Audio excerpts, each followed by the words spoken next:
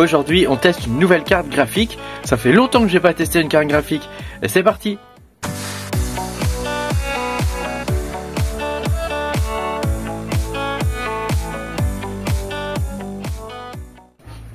Bonjour les amis, je suis très content de vous retrouver aujourd'hui pour cette nouvelle vidéo où on va tester une nouvelle carte graphique. Alors je vous le dis tout de suite, c'est une carte graphique professionnelle, mais qui est relativement ancienne. Cela dit, elle reste toujours intéressante de nos jours pour miner, en particulier du Dynex.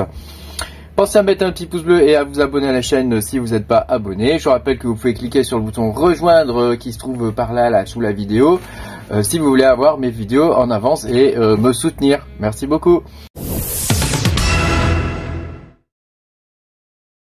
Bon, je vous avais fait une super vidéo pour vous présenter une super carte pour miner du Dynex sur AMD.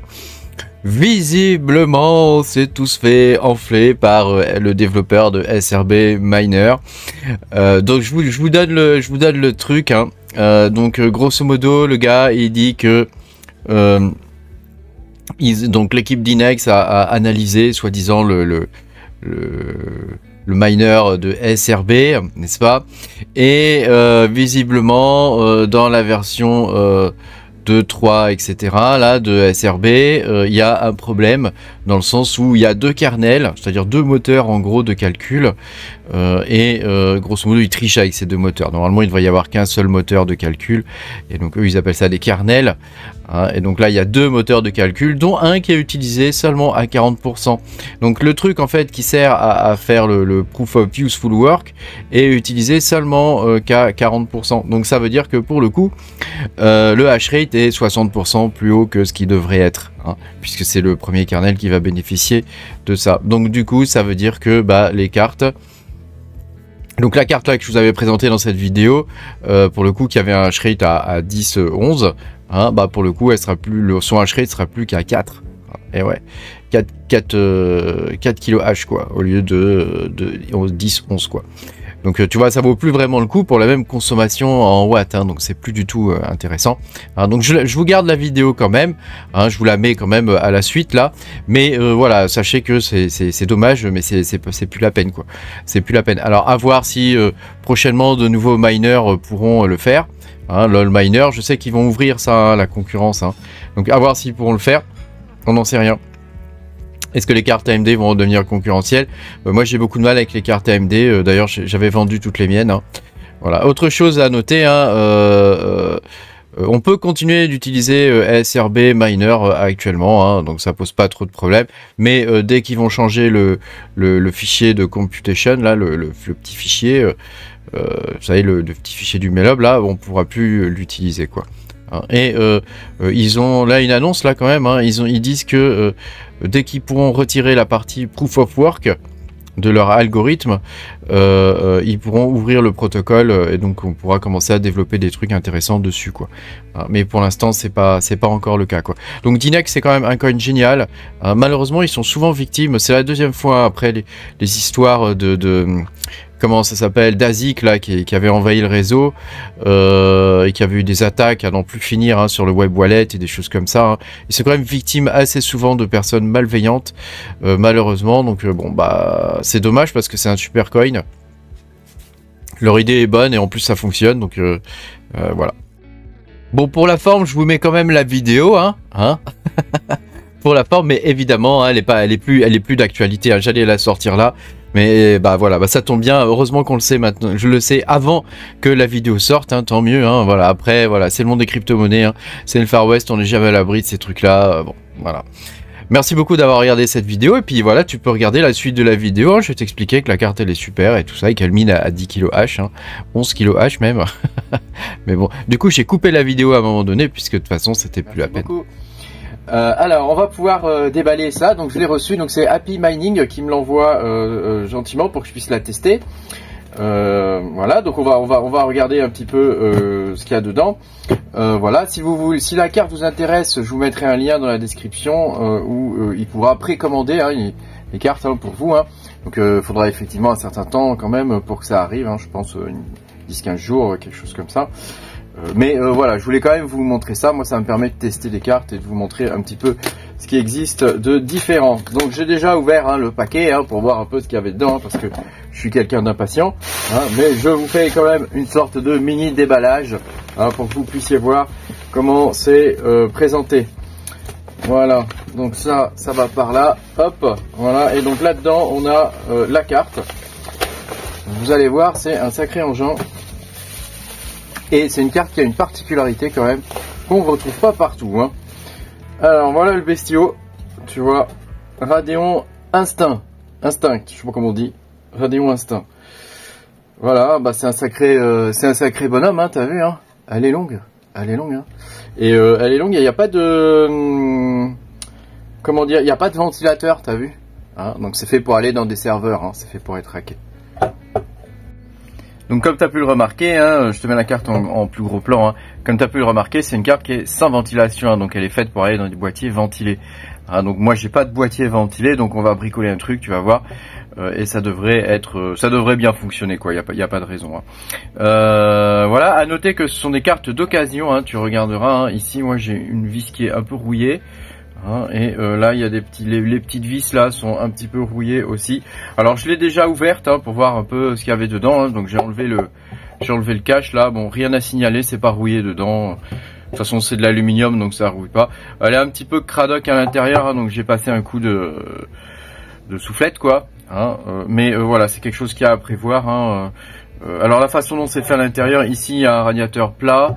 Ici on a un radiateur qui prend toute la surface, en particulier en hauteur, et puis plus loin on a un autre radiateur plat, donc je pense que le cœur du truc qui doit être refroidi se trouve là, d'ailleurs ça serait logique vu que tu vois la puce est ici, voilà. Bon, il n'y a pas grand chose à dire d'autre, c'est une carte qui a 16 gigas de mémoire, de VRAM, et surtout c'est de la mémoire HBM2, donc la High Bandwidth Memory, de la mémoire à haute bande passante, comme sait le faire AMD, qui n'a pas généralisé ça sur toutes ses cartes, c'est bien dommage d'ailleurs, mais voilà, c'est une très bonne mémoire et elle permet d'aller assez vite, et surtout elle chauffe moins que la DDR6X. Voilà, donc ce que je te propose maintenant, c'est que je te montre comment on va refroidir cette affaire, parce que ça va être quand même un petit peu plus compliqué.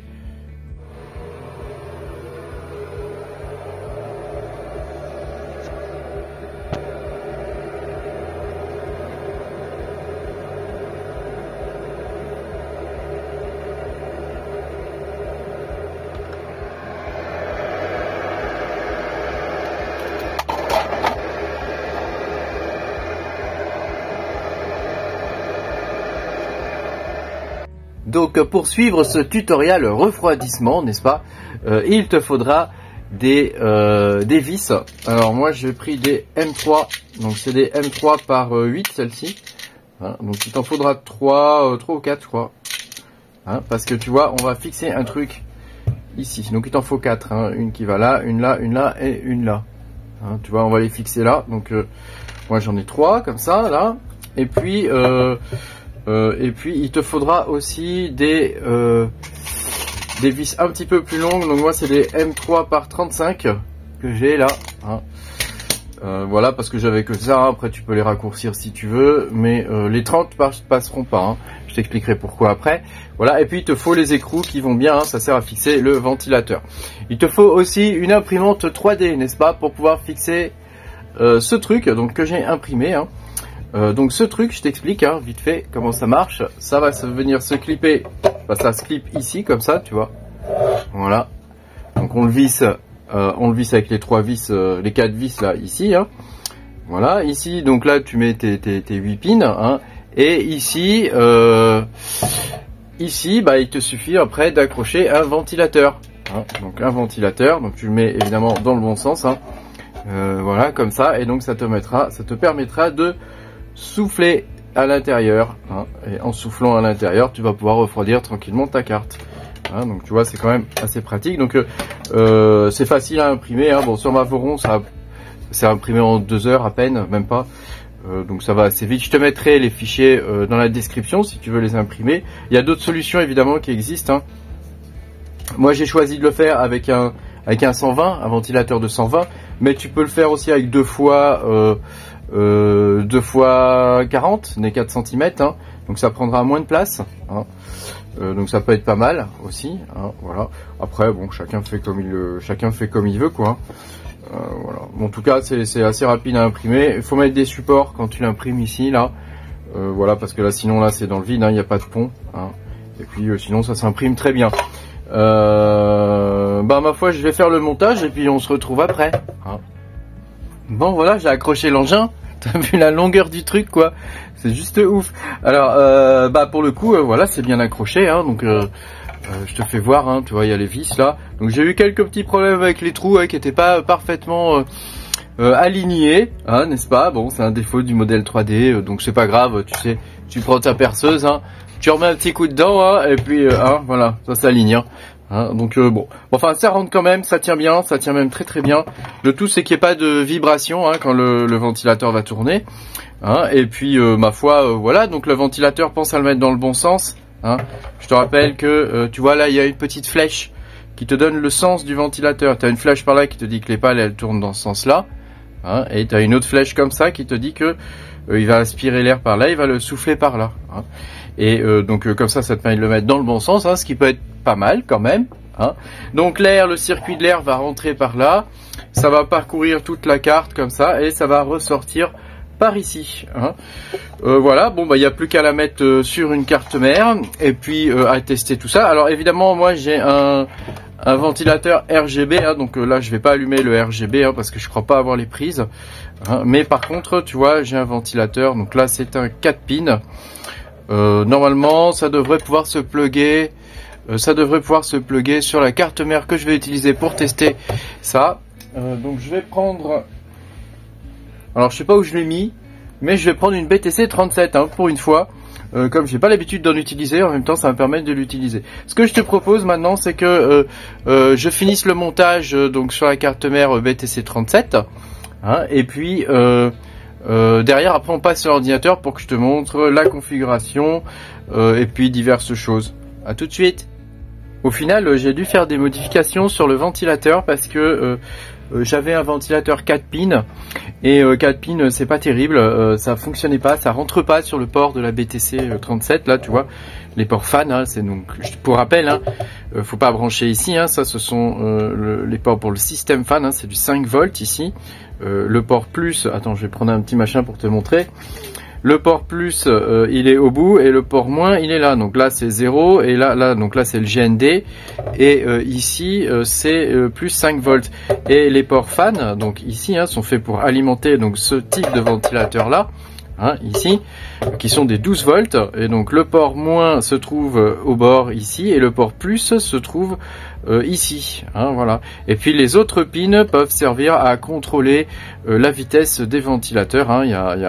Il y a un capteur, hein, un capteur Hall, hein, dans le ventilateur qui permet de voir quel est le nombre de rotations qu'il peut y avoir par minute, hein. Et donc ça c'est renvoyé à la carte mère qui ensuite peut ajuster le courant ici, hein, non pas le courant, l'intensité, peut ajuster l'intensité pour faire varier la vitesse du ventilateur. Alors, donc c'est un système qui est très simple, ça marche très bien. Voilà, mais moi du coup j'avais un 4 pins. Alors le 4 pins ça fonctionne différemment, donc j'ai préféré prendre un autre ventilateur que j'avais qui est là, hein, donc c'est un Arctic P12. Donc voilà, je l'ai juste bidouillé. Donc j'ai refait le câblage ici de la prise, hein, donc j'ai mis, je l'ai recablé en Dupont. Hein, donc le plus se trouve ici où il y a le scotch jaune. Hein, donc il me suffira de le plugger après comme ça, hein, voilà. Et puis après voilà, tu vois, si tu as besoin d'en rajouter plusieurs, bon bah il suffit d'en mettre plusieurs, quoi, hein. Voilà, et tu le glisses ici et puis c'est bon, hein, t'as le jus qui va passer, hein, voilà, c'est tout simple et ça fonctionnera très très bien. Alors je te propose maintenant que j'aille brancher tout ça dans mon garage, hein, et puis qu'on allume et qu'on commence à miner, hein, quand même, hein, parce que c'est un peu ça qui nous intéresse au final, hein. Allez, bon voilà, l'engin est branché, hein. Donc ça marche, hein. J'ai testé, tout fonctionne. Donc tu vois là il y a du bon bah là tu peux pas le voir, mais il y a du vent, hein, qui sort bien d'ici, hein, donc la carte est correctement refroidie. Voilà, donc là c'est bon, c'est un peu du bricolage on va dire, hein.